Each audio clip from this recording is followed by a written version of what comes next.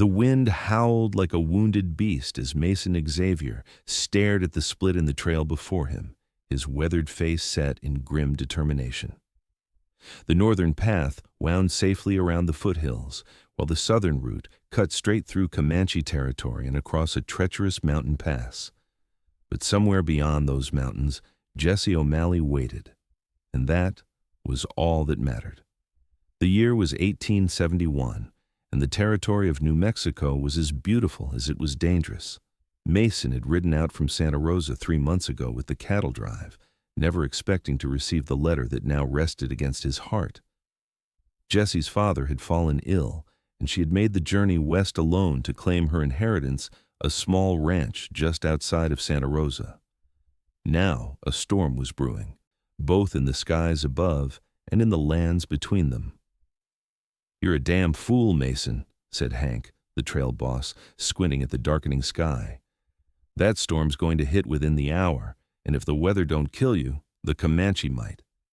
Take the north trail with the rest of us."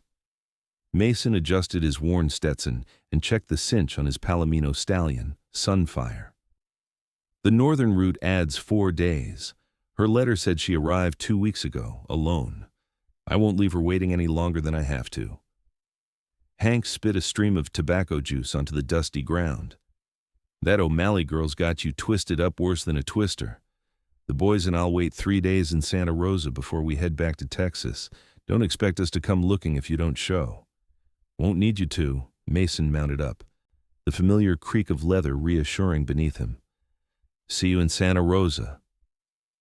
As the cattle drive moved north, Mason turned Sunfire toward the southern trail.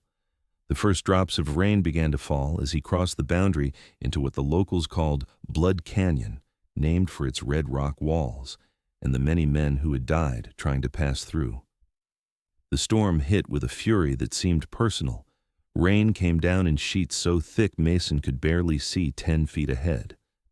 Lightning slashed across the sky, briefly illuminating the narrow trail that hugged the canyon wall. Thunder boomed, echoing through the rocky corridor and spooking Sunfire. The Palomino reared, nearly sending Mason over the edge into the churning river 30 feet below. "Easy, boy," Mason soothed, patting the horse's neck. "We've weathered worse." But they hadn't. Not really. As night fell, the temperature dropped and the rain turned to sleet. Mason's fingers grew numb inside his soaked leather gloves. He'd hoped to make it through the canyon before stopping, but the trail was becoming too treacherous in the dark. A flash of lightning revealed a small overhang in the canyon wall ahead. Mason guided Sunfire toward it, dismounting stiffly and leading the exhausted horse under the meager shelter. It wasn't much, but it would have to do. As he removed Sunfire's saddle, Mason thought of Jessie. He'd met her 2 years ago when he delivered a herd to her father's ranch in Missouri. James O'Malley had been a tough old rancher, but his daughter had been something else entirely. Fire and sweetness wrapped in a package of auburn hair and green eyes that seemed to see right through him. They'd corresponded since then, letters traveling hundreds of miles between them. In his last letter, he'd asked her to wait for him, to give him time to earn enough for a ranch of his own. He never expected her to come west on her own. Mason built a small fire, using the driest kindling he could find and shielding it from the wind with his body. As the flames caught, he pulled